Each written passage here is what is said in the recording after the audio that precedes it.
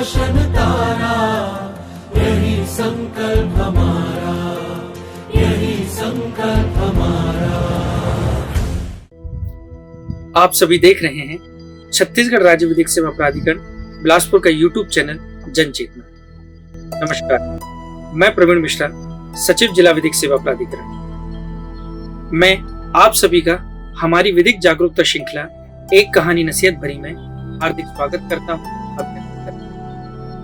यह कथांश जिला विधिक सेवा प्राधिकरण राजनांदगांव की प्रस्तुति है। साथियों, इस श्रृंखला में होती है एक कहानी और कई नसीहतें जो हमें हमारे कानूनी अधिकारों से जोड़ती है। श्रृंखला को आगे बढ़ाने से पहले मैं आपको अवगत कराना चाहूंगा कि श्रृंखला के माध्यम से हम एक लघु चलचित्र जो मार्मिक घटना पर आधारित है का दृश्य श्रवण अवलोकन करेंगे। इसका नाम है नन्ही परी। इस फिल्म के निर्माता हैं श्री सलीम खान साहब जी। इस फिल्म की यह विशेषता है कि इसे हमारे राष्ट्रीय film festival shoot for legal awareness 2016 में चयनित भी किया गया था और पुरस्कृत भी किया गया था। साथियों, सर्वप्रथम मैं लघु चलचित्र प्रारंभ होने से पहले कुछ ऐसे विषयों पर चर्चा करना चाहूंगा जिनसे आप अवगत हैं। वो ऐसे विषय हैं जिनकी आवश्यकता हमें अपने जीवन को जीवित रखने हेतु जरूरी है। मैं बात करना चाहता हूं कि प्रकृति ने जो हमें संसाधन या जो वरदान प्रदान किए हैं, शायद वो वरदान ना होते तो हम जीवित नहीं होते। तो आप ऐसे वरदानों का जैसे हवा, वायु, प्रकाश, पेड़ पौधे, जीव जंतुओं की महत्वता को जानते हैं। आप जब इनकी महत्वता को जानते हैं तो इस ब्रह्मांड ने और उस ब्रह्मांड के रचयिता उस ईश्वर ने हमें एक और वरदान प्रदान किया है, जिस वरदान का नाम है नारी। तो ऐसी क्या विसंगति है या ऐसी क्या हमारे सोच पर कि हम मानव सभ्यता के उस उत्कृष्ट पायदान पर खड़े हुए हैं जहां पर हमारी सोच का लोहा पूरा ब्रह्मांड, पूरी सृष्टि ने स्वीकार किया है, परंतु हम ऐसी विसंगत सोच का परिचय दे रहे हैं कि उस कन्या को जिसे सृष्टि में जन्म लेना चाहिए, जन्म लेने से ही पहले कोख में भ्रूण हत्या करने का प्रयास करें। मैं आपके बीच में नन्ही परी कहानी प्रारंभ होने से पहले एक संवेदना, एक चेतना, एक प्रश्न छोड़कर जाना चाहता हूं कि आप कल्पना मात्र कीजिए कि इन कुरीतियों, कुप्रथाओं और भूतकालिक परिणामों के वशीभूत होकर यदि इस सृष्टि से नारी के अस्तित्व को समाप्त कर दिया गया तो क्या हमारे अस्तित्व की परिकल्पना स्वीकार योग्य होगी या नहीं? मेरा मानना है कि नहीं। और यदि आपका मानना है नहीं, आपको ये लघु चलचित्र अवश्य देखना चाहिए। इसके सामाजिक, प्राकृतिक तथा न्यायिक प्रभावों एवं परिणामों पर मैं चर्चा इस लघु चलचित्र के पश्चात करूंगा। तो आइए आपके समक्ष प्रस्तुत है लघु कथा, लघु फिल्म नन्ही परी।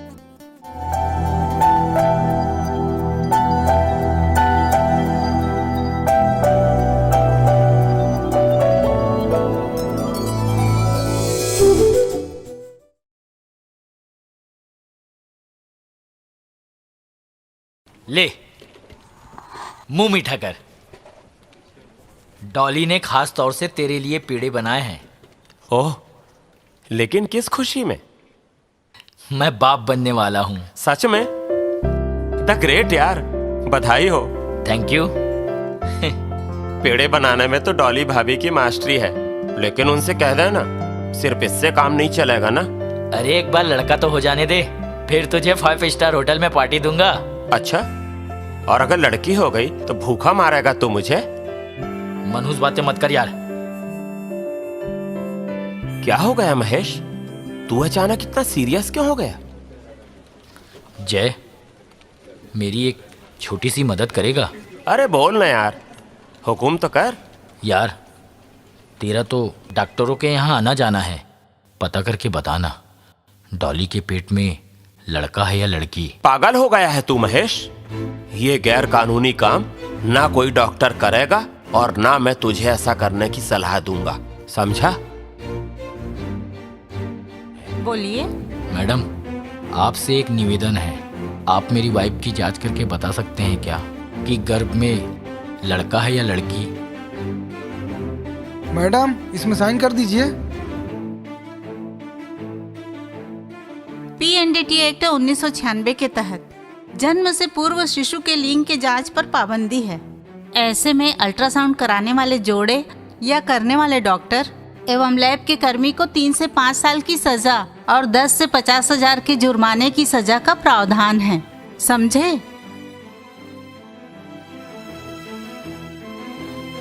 प्लीज देखिए ना, जितना पैसा लगेगा मैं देने को तैयार हूँ। देखिए, इस तरह की बातें करके मेरा समय बर्बाद मत करिए। आप यहाँ से जा सकते हैं।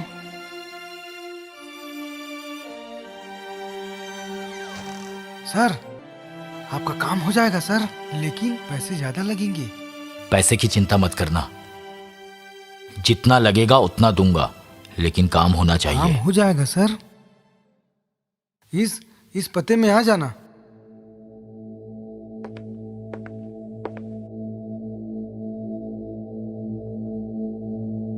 आइए मैडम, आप रुकिए सर।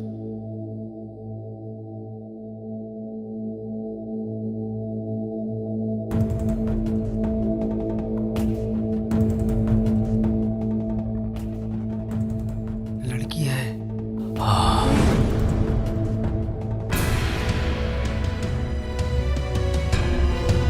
अच्छा, तो मुझे बेवकूफ बनाकर यही पता लगाने के लिए लेके गए थे ना तुम? हाँ, तुम्हें गर्भपात कराना होगा। ये क्या कह रहे हो तुम? मैं ये बिल्कुल नहीं कराऊंगी। समझने की कोशिश करो। मेरी एक लौती बहन का पापा ने धूमधाम से कन्यादान किया था, लेकिन उसके ससुराल वालों ने उस लड़की को लकड़ी समझ के दहेज की आग में झोंक के मार डाला। तुम क्या चाहती हो कि ये सब कुछ फिर से हमारे साथ हो? देखो, प्लीज मेरी बात मान जाओ, नहीं तो जबरदस्ती मुझे। जबरदस्ती? क्या जबरदस्ती?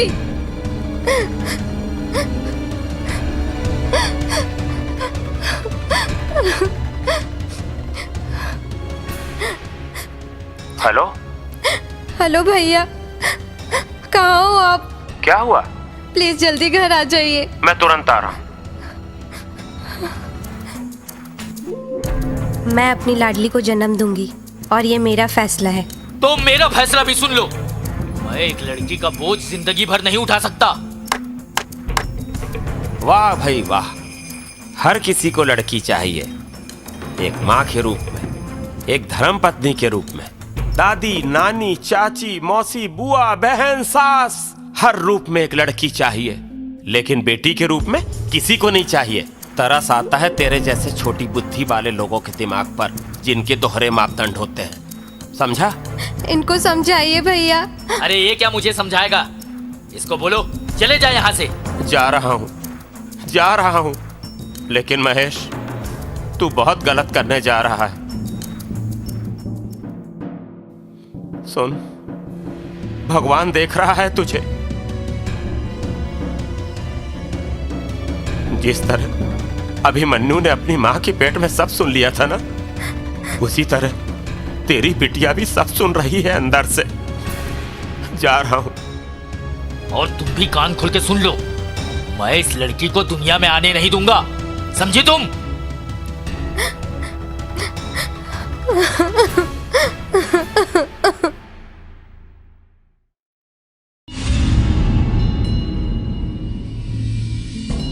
पापा, पापा।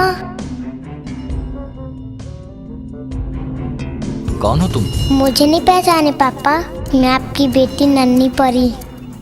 मेरी बेटी? मुझे बचा लो पापा, मैं मरना नहीं चाहती, मैं जीना चाहती हूँ।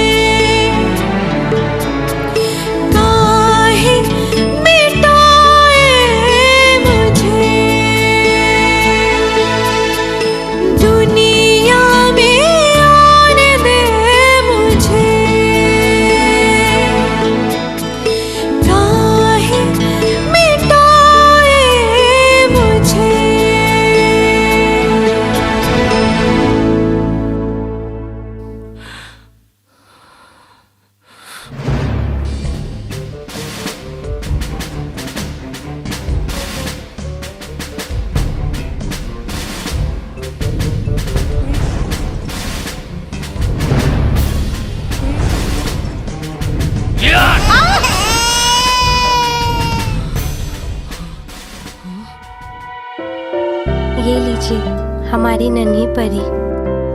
अरे वाह, बहुत खूबसूरत है मेरी बेटी। पापा, थैंक यू पापा।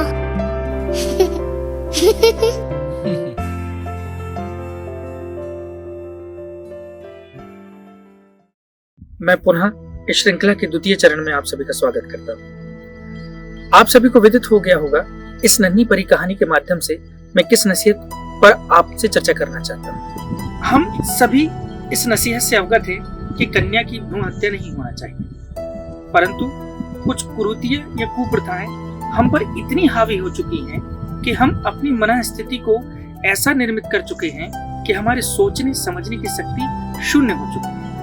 हम अग्रणी पंक्ति में तो खड़े हुए हैं, परंतु जब हम पीछे मुड़कर देखते हैं तो उन विसंगतियों को अपने साथ साथ लेकर चलते हैं, जहां से हम अग्रणी पंक्ति के पीछे आ जाते हैं। सर्वप्रथम मैं प्रेरक कहानी नन्ही परी के माध्यम से समाज में व्याप्त भ्रूण हत्या पर चर्चा करना चाहूंगा, क्योंकि ये ऐसी विसंगति है जिसका समूल नाश करना हमारा कर्तव्य है। लघु फिल्म के प्रारंभ से ही यह चर्चा का विषय रहा कि जब दो मित्रों में वार्तालाप होता है तो जैसे ही पुत्र रत्न की बात होती है तो पिता तथा उनके परिवारजनों के चेहरों पर ऐसी खुशी की लहर दमकने लगती है, ऐसे चेहरे दमकने लगते हैं जैसे कि उनके घर में कोई देव उत्पन्न हुआ है। वहीं जैसे ही किसी कन्या के जन्म की चर्चा होती है तो उनके चेहरों पर मातम सा छा जाता है। ऐसा क्यों? ऐसी दोहरी मानसिकता हमारे मन में क्यों है? शास्त्रों में नारी को अर्धनारीश्वर के रूप में स्वीकार किया गया है, अर्थात नर का अस्तित्व नारी के बिना बिल्कुल अधूरा है। अब लघु फिल्म के उन महत्वपूर्ण भागों की ओर मैं आपका ध्यान आकृष्ट कराना चाहता हूँ कि ऐसी क्या परिस्थितियां उत्पन्न होती हैं कि एक स्वच्छंद मानसिकता का शिक्षित वर्ग भी लिंग परीक्षण या लिंग चयन कराकर भ्रूण हत्या करने का प्रयास करता है। आपने इस लघु फिल्म के माध्यम से देखा होगा कि जो पिता पात्र है अर्थात पति पात्र है, वह जब अपनी भार्या या पत्नी से चर्चा करता है कि जब उसकी पत्नी द्वारा विरोध किया जाता है कि मैं लिंग परीक्षण कराकर अपनी कोख में पलने वाली संतान की हत्या नहीं करूंगी, तब वह उस घटनाक्रम को सुनाता है कि मेरी इकलौती बहन को दहेज के लिए उसके ससुराल वालों ने मार दिया। भारतीय समाज में दहेज जैसी कुप्रथा ऐसी रूढ़िगत रूप से समा चुकी है कि जो ऐसे लोगों के मन रूपी लालचित सोच का परिचायक बन चुकी है, जो केवल और केवल कन्या को दहेज के रूप में ही स्वीकार करना चाहते हैं।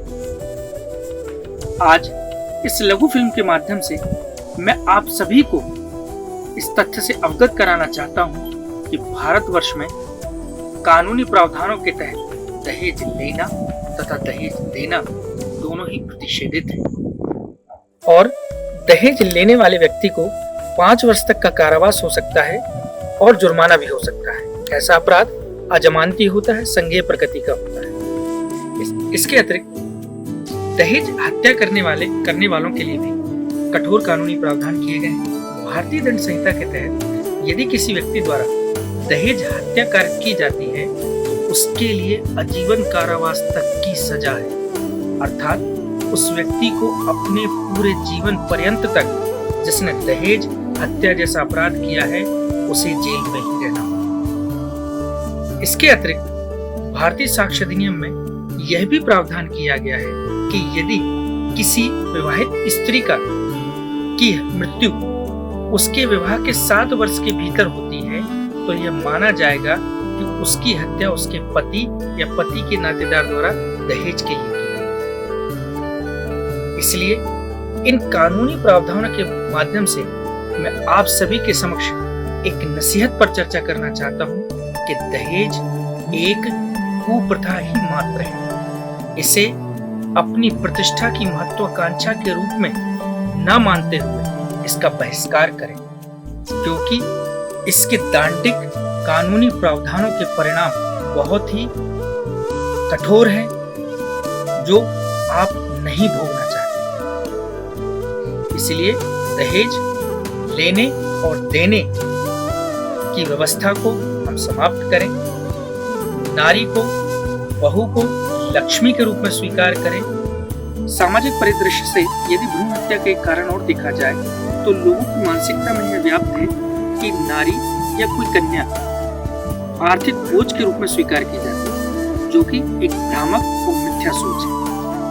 वास्तविकता में अगर हम विचार करें और मंथन करें कि यदि हम अपनी बेटियों को शिक्षा का एक ऐसा हथियार प्रदान करें जिससे वह अपने सशक्त व्यक्तित्व का निर्माण करें और आर्थिक रूप से अपने आप को सुदृढ़ करें, तो यह विश्वास मान के चलिए कि वह एक पारिवारिक अर्थव्यवस्था को ऐसी सुदृढ़ता प्रदान करेगी कि हम उनके अस्तित्व को बहुत ही सकारात्मक रूप से स्वीकार करें। तो ये मान के चलिए कि नारी किसी प्रकार का आर्थिक बोझ नहीं है और आर्थिक बोझता का कारण किसी भी नारी की भ्रूण हत्या करने का आधार नहीं हो सकता है। इसलिए ऐसी संकुचित सोच का भी आप समूल नाश कारण भ्रूण हत्या हो रही है। उसका प्रमुख एक कारण यह भी है कि पुरुष प्रधान मानसिकता में पुत्र रत्न को बहुत ही लाभान्वित माना जाता है, जबकि पुत्री रत्न को उतना लाभान्वित नहीं माना जाता। ये विसंगति हमको समाप्त है। आज हमारे समाज में ऐसे कई उदाहरण व्याप्त हैं जहां पर बेटियों से उनके वंश को पहचाना जाता है। तो ये सोच हमें पूर्णतः अपने भारतवर्ष से समाप्त है। इसके अतिरिक्त एक माता पिता और परिवार में असुरक्षा का प्रश्न होता है कि अगर बेटियां होंगी तो उनकी हम सुरक्षा इस समाज में कैसे करेंगे। यह भी संदेह अपने मन से निकाल दीजिए। आज बेटियों की सुरक्षा बेटियों द्वारा स्वयं की जा रही है। आज वह इतनी सबल हो चुकी है कि वह अपने प्रतिबिंब को इतना प्रकाशित कर चुकी है, प्रकाशवान कर चुकी है कि उनके प्रतिबिंब से लोगों को भय होता है कि यदि हम उनके साथ कोई भी अनैतिक व्यवहार करेंगे तो उसका दंड हमें प्राप्त होगा। इसके अतिरिक्त यदि कोई अपराध घटित होता भी है तो उसके लिए बहुत सारे ऐसे कानूनी प्रावधान हैं जिनके तहत हम उन व्यक्तियों को, उन दुराचारियों को दंड दिला सकते हैं। तो ये असुरक्षा का विषय आप अपने मन से निकाल दीजिए। लघु फिल्म में हमने देखा कि एक नसीहत डॉक्टर द्वारा और एक पिता के मित्र द्वारा भी दी जाती है कि भ्रूण हत्या करना एक कानूनन अपराध है और एक जघन्य अपराध है, परंतु कुछ लोलुप्त और लालची प्रवृत्ति के लोग ऐसे लिंग परीक्षण में सहयोग करते हैं। अब ऐसे व्यक्तियों के साथ क्या हो सकता है, हम उन कानूनी विषयों पर चर्चा करना चाहेंगे। आपको मैं बताना चाहूंगा कि यदि कोई लिंग परीक्षण करने में सहयोग करता है या जो लिंग परीक्षण कराता है वह गर्भाधारण पूर्व, प्रसव पूर्व निदान तकनीक, लिंग चयन प्रतिषेध अधिनियम 1994 के तहत दंड का पात्र है। इस अधिनियम में बहुत सारी कानूनी व्यवस्थाएं की गई है जो ऐसे लिंग परीक्षण को पूर्णतः प्रतिषेधित करती है। कोई भी अनुवांशिकी सलाह केंद्र, कोई भी अनुवांशिकी प्रयोगशाला या कोई भी अनुवांशिकी क्लिनिक जो अल्ट्रासाउंड मशीन, इमेजिंग या स्कैनिंग मशीनों का प्रयोग करते हैं, उनका पंजीयन किया जाना अनिवार्य होगा, अर्थात उनको अपना पंजीयन कराना अनिवार्य होगा। यदि उनके द्वारा पंजीयन की शर्तों का उल्लंघन किया जाता है तो उनका पंजीयन किसी भी समय रद्द किया जा सकता है। अधिनियम के तहत यह प्रावधान किया गया है कि गर्भाधारण पूर्व और प्रसव पूर्व लिंग अवधारण संबंधी कोई भी प्रचार किसी भी माध्यम से नहीं किया जाएगा। यदि इस प्रकार का कोई प्रचार प्रसार किया जाता है तो ऐसा व्यक्ति जो प्रचार प्रसार करता है वह 3 वर्ष के कारावास और जुर्माना 10,000 रुपए से कम नहीं। अधिनियम के अन्य बंधों पर भी मैं आपको प्रकाश डालना चाहूंगा। अधिनियम में यह कहा गया है कि यदि कोई चिकित्सक या उसका सहयोगी लिंग परीक्षण करता है या इस अधिनियम के उपबंधों का उल्लंघन करता है तो वह प्रथम अपराध किए जाने की दशा में 3 वर्ष के कारावास एवं जुर्माने से जो 10,000 रुपए तक का हो सकेगा। यदि वह उस अपराध की पुनरावृत्ति करता है तो कारावास की अधिकतम अवधि 5 वर्ष तक की होगी और जुर्माना जो 50,000 रुपए तक का हो सके दंडित किया जाएगा।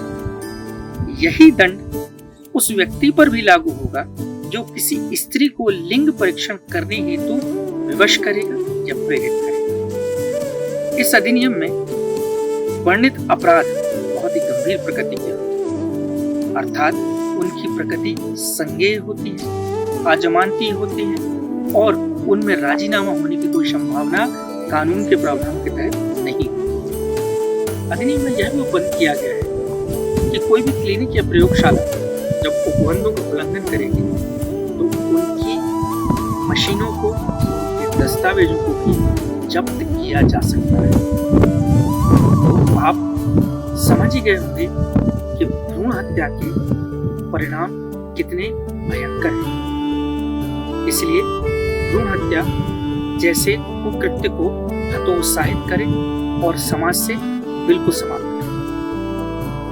अंतिम चरण में मैं आपको प्राकृतिक संतुलन की ओर भी आपका ध्यान आकृष्ट कराना चाहता हूँ कि यदि हम आज नारियों की सुरक्षा या बेटियों की सुरक्षा नहीं करेंगे और सतत रूप से भ्रूण हत्या को अग्रसित करते रहेंगे या बढ़ावा देते रहेंगे तो ऐसी विकट स्थिति आ जाएगी कि जहां पर इस जनसंख्या में महिलाओं का संतुलन डामाडोल हो जाएगा, जिसे व्यवस्थित करने हेतु हमें पुनः बहुत मेहनत करनी है।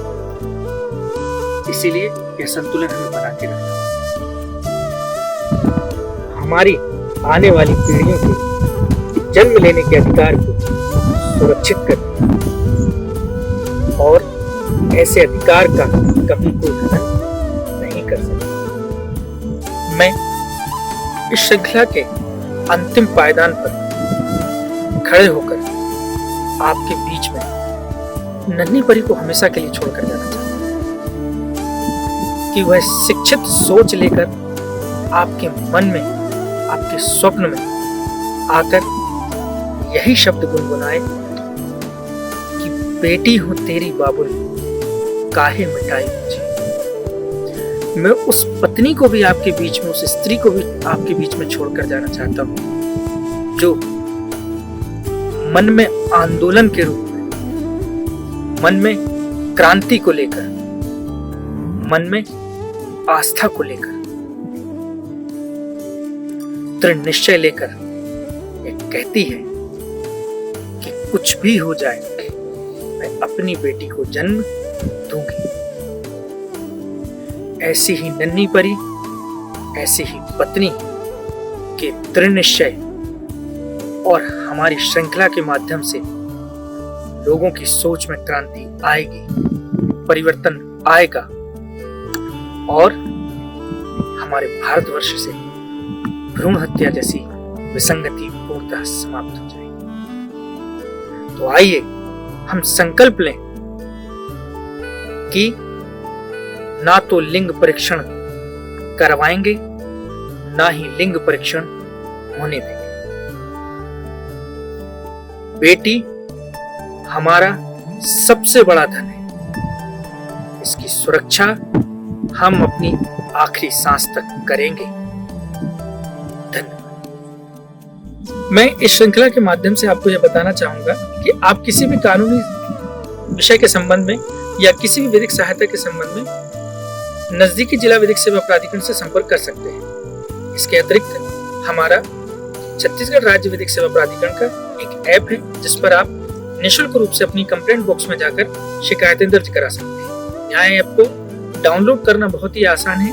प्ले स्टोर में जाकर आप न्याय ऐप टाइप करेंगे और उसको आप जैसे ही इंस्टॉल बटन पर क्लिक करेंगे वह तत्काल आपके मोबाइल में इंस्टॉल हो जाएगा। इसके अतिरिक्त नालसा का हमारा टोल फ्री नंबर है 15100, जिस पर भी आप अपनी शिकायतें दर्ज करा सकते हैं, कोई भी विधिक जानकारी ले सकते हैं और जन कल्याणकारी योजनाओं के लाभ हेतु भी संपर्क कर सकते हैं। आपका मैं इस श्रृंखला में बने रहने के लिए पुनः धन्यवाद करता हूँ।